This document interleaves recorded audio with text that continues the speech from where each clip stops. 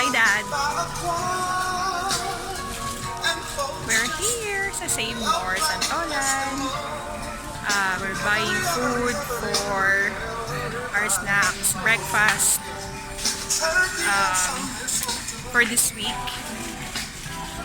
So that's what we do every week, every Sunday. We're buying snacks sa grocery para may kakainin kami sa office to save money.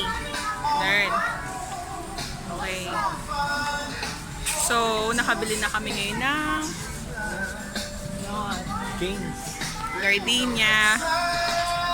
Gardenia coffee, Cheese Whiz, tsaka Quaker. Yan, ang init.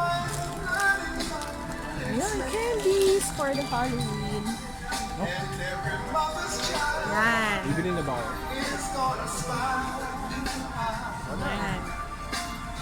So may napansin na naman ako dito sa grocery. Kasi every time nag-grocery ako, I can't help but notice yung mga pangit na nakikita ko dito sa grocery store.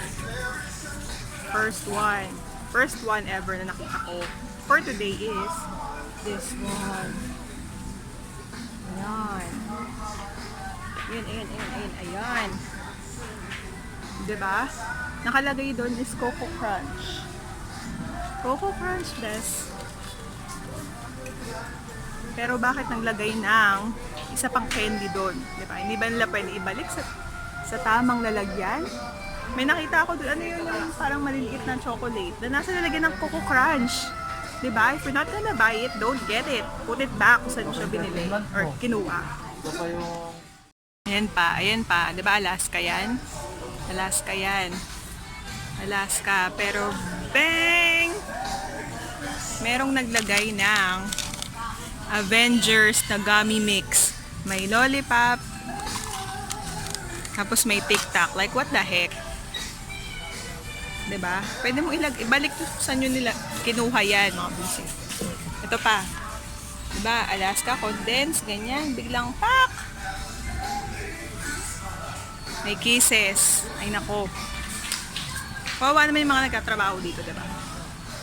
Like, it's their job to put it back. Pero, diba, mas maayos sana, diba, kung binabalik nyo yung, kung saan nyo kinuha yung mga kinukuha nyo, na hindi nyo naman bibilhin. Ano lang, gugulo lang kayo dito sa grocery, gano'n. Ito pa, best. Diba, spaghetti, ayan, pasta, macaroni. Biglang pak! Bakit may Elmer's glue dito? Diba? Bakit? Mukha bang glue tong mga to? Ito pa.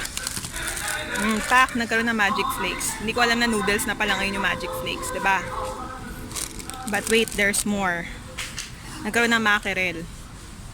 Grabe, pati ba naman sa pag-grocery, wala sa ayos yung mga tao.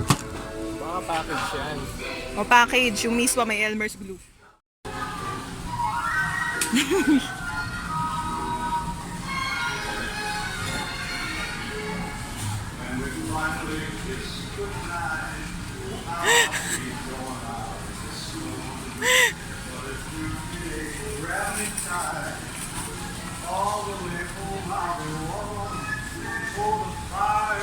Tara!